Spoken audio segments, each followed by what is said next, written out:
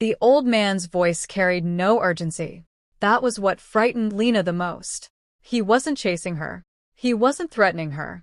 He spoke as if he had been expecting this meeting for years. Lena slowly lowered the hand she had stretched toward locker 17. The abandoned storage building felt colder now. Rainwater dripped steadily through cracks in the rusted roof, echoing through the long corridor of metal doors. "Who are you?" she asked. The stranger stepped into a shaft of pale afternoon light. He looked to be in his late 60s. His gray beard was neatly trimmed, and although his coat was worn, his posture was dignified. "My name is Arthur Collins." The name meant nothing to Lena. "I worked with your father." Lena's breath caught. "Everyone says that." Arthur gave a faint, sorrowful smile. "Because your father spent his life helping people." He reached into his coat pocket. Instinctively, Lena took a step backward. Arthur stopped immediately. "I understand." Slowly, he withdrew an old employee identification badge. The faded photograph showed a much younger Arthur standing beside Daniel Carter. Behind them was the logo of a small engineering company. Lena compared the face in the photograph to the man before her. "It was him. You really knew him?" Arthur nodded. "I owed Daniel my life." Arthur led Lena to a nearby bench beneath the broken station canopy. The air smelled of wet concrete and rust. For a few moments, neither of them spoke. Finally, Arthur broke the silence. "Your father rented locker 17 2 weeks before he died. He told me that if anything happened to him, only his daughter should open it." Lena frowned. "Then why didn't you?" Arthur looked away. "Because I made him a promise." His voice grew quieter.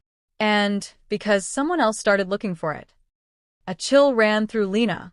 "What do you mean?" Arthur glanced toward the empty parking lot before answering. 3 days after Daniel's funeral, 2 men came asking about this place. They offered me money. When I refused to tell them anything, they threatened my family." Lena's heart sank. "So you hid?" "I disappeared." Arthur lowered his head. "For 17 years. Lena stared at the old locker. What could possibly be inside? Arthur looked at her with tired eyes. "I've asked myself that every day." Across town, Richard Whitmore sat alone in his office. The towering glass windows overlooked the city he had spent nearly 2 decades helping build. Usually, the view filled him with pride. Today, it felt like an accusation. His assistant knocked softly. "Sir?" He didn't answer. "Your daughter is here." Richard looked up. Vanessa stepped cautiously into the office. She had never seen her father like this. His desk was covered with old photographs, newspaper clippings, and legal files. "Dad." Richard forced a smile. "What are you doing here?" "You've been avoiding me." He sighed. "I know." Vanessa walked closer. "Does this have something to do with Lena?" Richard hesitated. Then he quietly nodded. Vanessa frowned. "I don't understand." Richard looked at the framed family photograph on his desk. "Neither do I anymore." For the first time in years, he realized he had spent so much time building a successful company that he had failed to notice the kind of person his daughter had become. He remembered every cruel story teachers had gently mentioned, every complaint he had dismissed as children being children, every opportunity he had missed to teach compassion instead of confidence. The realization broke something inside him. "Vanessa." His voice trembled. "Have you really been treating Lena that badly?" Vanessa looked confused. "It's just jokes." "Is it?" Richard asked quietly. She opened her mouth to defend herself, but the words wouldn't come, because for the first time, she replayed those moments through someone else's eyes. The laughter, the insults, Lena's silence, Grace's lowered head. None of it looked funny anymore. Meanwhile, Grace waited anxiously at home. Lena should have been back an hour ago. She called. No answer. She texted. Nothing. Just as panic began to set in, there was another knock at the door. Samuel Hayes stood outside. His expression alone made Grace's heart race. "What is it?" Samuel took a deep breath. "I think someone has been following Lena." Grace felt her knees weaken. "What?" "I noticed a black SUV outside the school. It followed her bus. I thought it was a coincidence." He looked sick with guilt. until it followed me too. Back at the abandoned station, Arthur reached into his pocket again. This time, he removed a small brass key. It was old and tarnished. He placed it gently into Lena's hand. This opens locker 17. Lena stared at it. You said only I should open it. Arthur nodded. Because, if your father was right. He looked toward the dark hallway of lockers. Whatever is inside belongs to you. Lena walked slowly toward the locker. Every step echoed through the empty building. Her fingers shook as she slid the key into the rusted lock. It resisted at first. Then, click. The door creaked open. Inside wasn't a fortune. There were no stacks of money. No jewels. Just a weatherproof metal box. A thick folder. A cassette recorder. And one sealed envelope. Across the front, in Daniel Carter's handwriting, were the words, "For Lena, when she's old enough to know the truth." Tears blurred Lena's vision. Her father had left her one final message. She reached for the envelope. Suddenly, crash. The sound of shattering glass exploded through the building. Arthur spun around. His face turned white. They found us. Heavy footsteps thundered through the corridor. Voices echoed from the darkness. Search every locker. There she is. Arthur grabbed Lena's arm.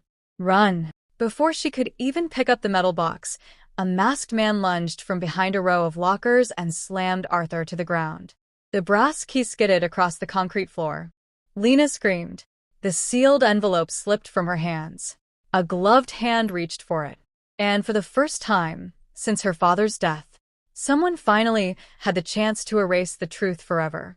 Before we dive deeper, let us know in the comments where you're watching from. We'd love to hear from you, and don't forget to hit that subscribe button so you never miss any of our upcoming videos. The envelope slid across the concrete floor. A masked man lunged toward it. Before his fingers could close around it, Arthur Collins threw himself forward, wrapping both arms around the man's legs. "Run, Lena," he shouted. The man's balance gave way, and the envelope skidded farther down the corridor. Another masked figure rushed toward Lena. She didn't think. She grabbed the heavy metal box from the locker and sprinted. Her footsteps echoed through the abandoned station as rain blew through the broken windows.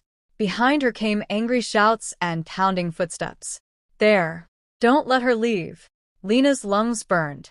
She reached the side exit, shoved open the rusted door, and burst into the storm. Outside, the rain fell in sheets. The abandoned train tracks stretched into the distance like dark scars across the earth. Lena clutched the metal box to her chest as she ran, slipping on wet gravel. Behind her, headlights suddenly flashed on. A black SUV roared to life. The same black SUV Samuel had seen near the school. Its tires sprayed water as it sped toward her. For one terrifying second, Lena froze. Then a silver pickup truck swerved between her and the SUV with a deafening screech. The driver's door flew open. "Ethan?"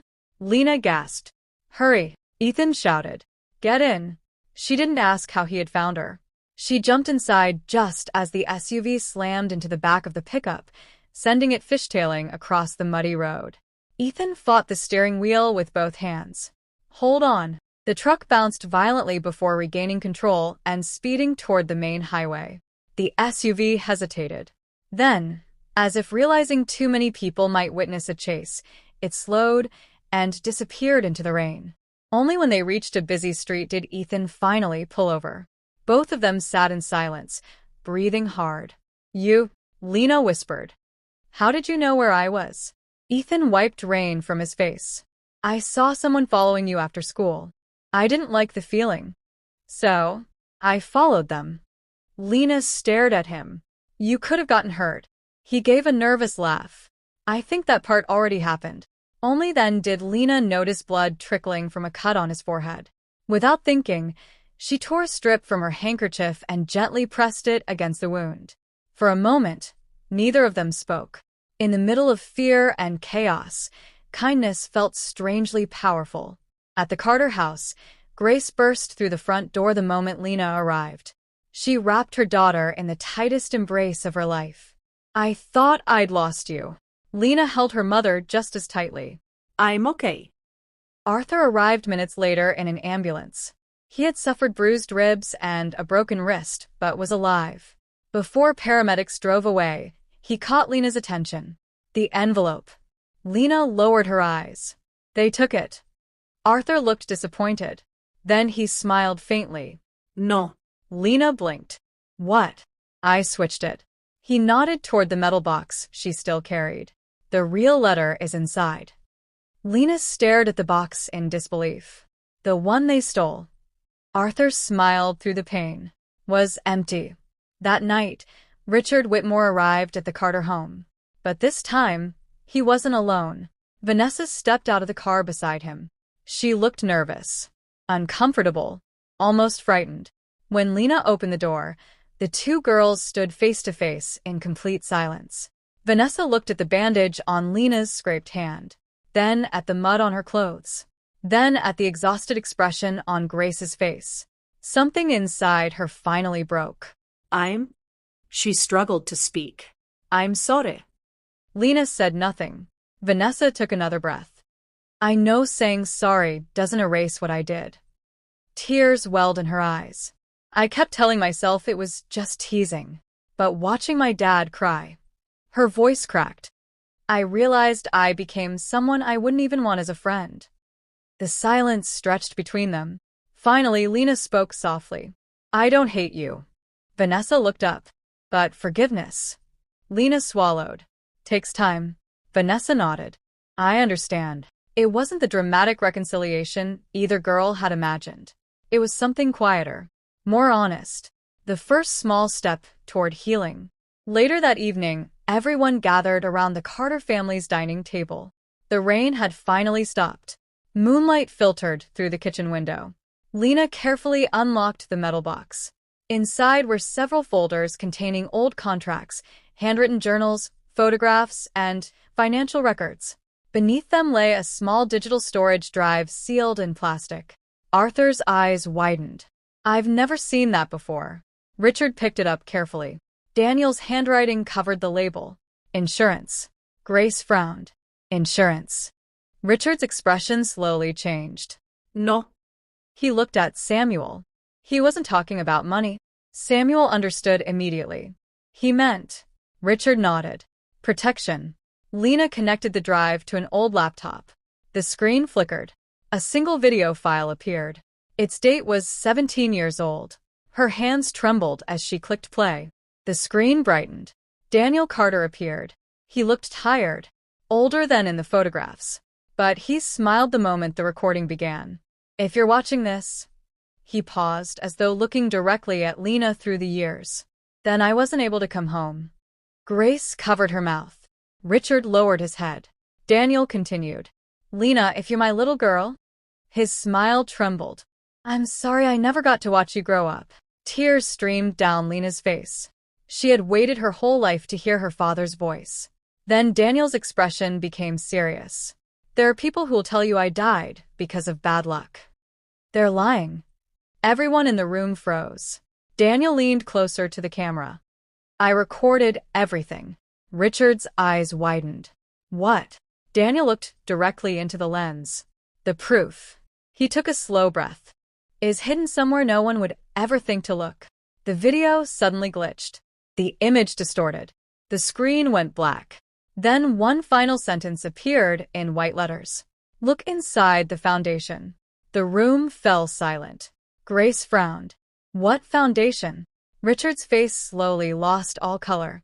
His whispered answer sent another chill through the room. The Whitmore Foundation. The charitable organization bearing his family's name. The one celebrated across the country for helping thousands. Might be hiding the evidence behind Daniel Carter's murder. And if that was true, the people responsible were far closer than any of them had imagined. No one spoke. The laptop screen had gone dark, but Daniel Carter's final words echoed through the room like they had been carved into the walls. Look inside the foundation. Richard Whitmore slowly lowered himself into a chair. His face had turned pale. The Whitmore Foundation? He murmured. Daniel helped me create it. Grace looked at him in disbelief. You never told me. Richard shook his head. Because Daniel insisted his name stay out of it. He closed his eyes, remembering. When the company finally became profitable, I wanted to honor him publicly. He refused. A faint, sorrowful smile crossed his face. He said, "If people know I helped you, they'll praise me instead of the work. Let the foundation help people. That's enough." Lena looked down. That sounded exactly like the father she had begun to know through his letters. Quiet, selfless, always putting others first. Richard stood abruptly. "If Daniel hid the proof there, we're going tonight." The Whitmore Foundation building stood in the heart of the city. Its glass walls reflected the moonlight, while a bronze plaque at the entrance read, "Changing lives through hope." For years, Richard had walked through those doors with pride. Tonight, every step felt heavy. He unlocked the front entrance himself. The lobby was silent except for the soft hum of emergency lights. Lena looked around. Photographs of children receiving scholarships lined the walls. Families smiled from framed newspaper articles. Everything looked genuine. Everything looked good. And yet Daniel had hidden something here. "Where do we start?" Grace whispered. Richard's eyes settled on the foundation's original stone dedication mounted behind the reception desk. "I remember." He walked toward it slowly. Daniel insisted on laying this stone himself. Arthur frowned. "Why?" Richard's eyes widened. "Oh." Without another word, he knelt beside the stone and ran his fingers along its edge. There. A tiny metal latch, almost invisible. He pressed it. A quiet click echoed through the lobby. The stone shifted outward just enough to reveal a narrow compartment hidden inside the wall. Everyone held their breath. Richard reached in carefully. His fingers closed around a small waterproof pouch. He pulled it out. Inside was a flash drive. And another handwritten note. Richard unfolded it. The handwriting was unmistakably Daniel's. "Richard, if you're reading this, then I trusted the right man after all." Richard's hands trembled so violently that he could barely continue. "Don't blame yourself. If anyone should answer for what happened, it is the people whose greed destroyed friendship, loyalty, and truth. Finish what we started. Protect our families. Tell Lena I loved her every single day of her life, even the days I wasn't there to show it." Richard could no longer hold back his tears. "I failed you, Daniel," he whispered. "No," Grace said gently. "You came back." Samuel inserted the flash drive into a computer at the reception desk. A folder appeared. Project Atlas. Inside were financial records, emails, signed contracts, photographs, And one video. Richard clicked it. The recording opened. It showed Daniel sitting across a table from 3 men in expensive suits. One of them slid a document forward. "Sign it," the man said coldly. Daniel glanced at the paper. "I won't. You'll lose everything. I can live with that. You'll lose your company. It isn't worth innocent lives." The room fell silent. The man leaned forward. "What about your family?" Daniel looked him straight in the eyes. "They deserve a father they can respect." The man smiled. It wasn't a friendly smile. "Then you've made your choice." The recording ended. Lena's heart pounded. "So," she whispered, "my father was murdered because he refused to help them?" Samuel nodded slowly. "It appears so." Richard stared at the names on the contracts. His hands clenched into fists. "I know these men." One name, however, made his entire body stiffen. No. Grace looked over his shoulder. "What is it?" Richard's voice barely escaped. "The chairman," he pointed to the signature, "was my mentor. The man who had taught him business. The man he had trusted for decades. The man who had attended Daniel's funeral and comforted Grace. Before anyone could process the revelation, the lights went out. Darkness swallowed the building. Lena instinctively grabbed her mother's hand. A voice echoed through the lobby. "I was hoping you'd never find that." Emergency lights flickered on. Standing near the entrance was an elderly man in an immaculate black suit. Silver hair, polished shoes, a calm smile. Beside him stood 2 armed security guards. Richard's face hardened. "Harold Sterling." The old man sighed. "You always were too sentimental." Harold glanced toward Lena. "So," he smiled politely, "Daniel's daughter. You have his eyes." Lena stepped in front of Grace. You killed my father. Harold looked almost offended. No. He answered smoothly. I simply allowed ambition to solve a problem. Richard's fists shook with rage. You ordered it. Harold didn't deny it. He refused to sign. He threatened years of work. So yes. His smile disappeared. I removed the obstacle. Grace gasped. Arthur lowered his head. Lena felt her knees weaken. The truth was finally standing in front of her. Not hidden. Not whispered. Spoken openly. Harold took one slow step forward. Give me the drive. No, Lena said. Her voice was shaking, but she didn't move. Harold smiled sadly. You're just like your father. He nodded toward the guards. Take it. The guards advanced. Richard stepped in front of Lena. If you want the drive. He looked Harold straight in the eyes. You'll have to go through me first. For the first time in 17 years, Richard Whitmore chose loyalty over fear. Not because he owed Daniel money, but because he finally understood the debt that could never be repaid. As the guards rushed forward, police sirens suddenly wailed outside the foundation. Blue and red lights flashed through the glass walls. Harold's confident smile vanished. He turned toward the entrance, just as dozens of officers surrounded the building. Samuel quietly lowered the phone in his hand. I called them, he said. I wasn't going to let history repeat itself. Harold looked around. There was nowhere left to run. His empire of lies had finally collapsed. But Lena knew one last moment still remained. The moment she had dreamed about her entire life. She walked up to Richard. Tears streamed down both their faces. In a trembling voice, she asked the question that had lived in her heart since childhood. My father. She paused. Was he proud of me? Richard smiled through his tears. He never got to meet you. He gently placed Daniel's final letter into her hands. But he spent the last weeks of his life telling everyone exactly who he believed you would become. Lena looked down at the letter. For the first time in her life, she didn't feel like a girl who had grown up without a father. She felt like the daughter of an extraordinary man. And that was a gift no one could ever steal. The first rays of morning sunlight spilled across the courthouse steps. News cameras lined the sidewalks. Reporters crowded behind security barriers, their microphones raised toward anyone leaving the building. For weeks, the city had followed every twist of the case. Now, the verdict had finally been delivered. Harold Sterling and the remaining members of the conspiracy had been found guilty on multiple charges, including conspiracy, fraud, obstruction of justice, and arranging the murder of Daniel Carter. Years of lies had unraveled because one man had refused to compromise his integrity.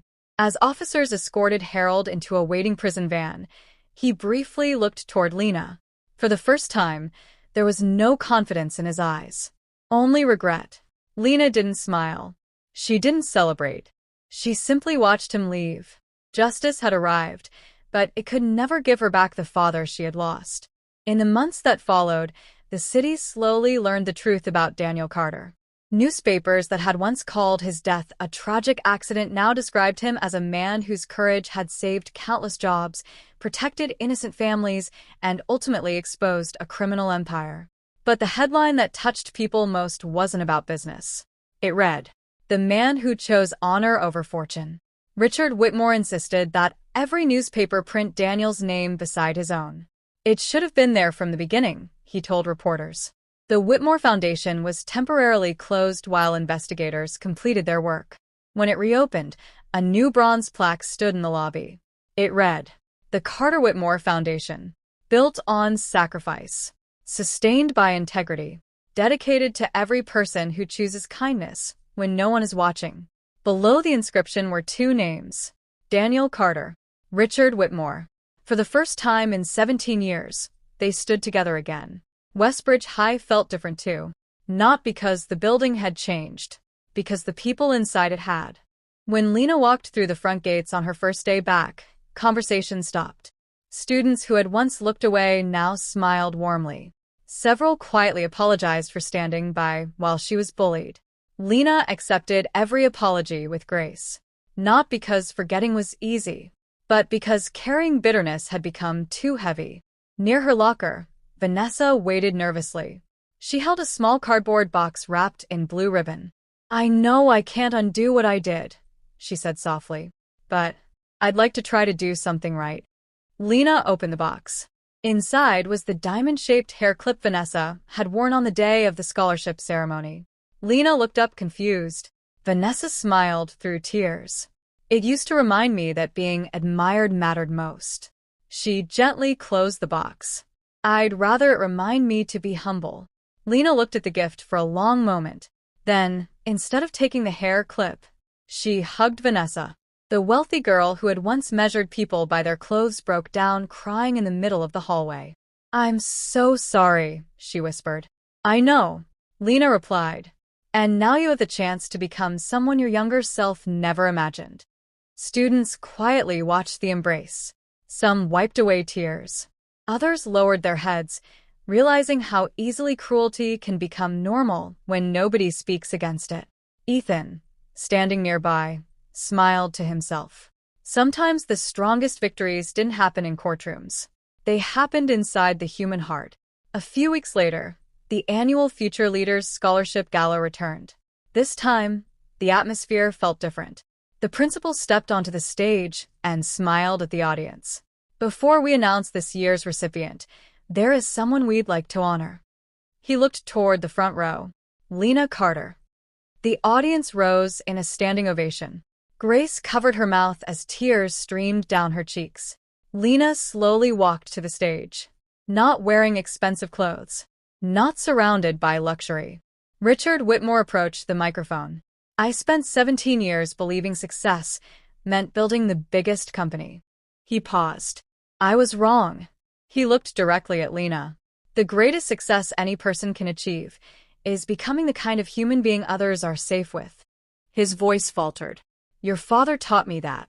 And after meeting you," he smiled, "I know he taught you too." The audience applauded once more. Then Richard did something no one expected. He walked over to Grace. With tears in his eyes, he said, "There is a debt I can never repay." Grace gently shook her head.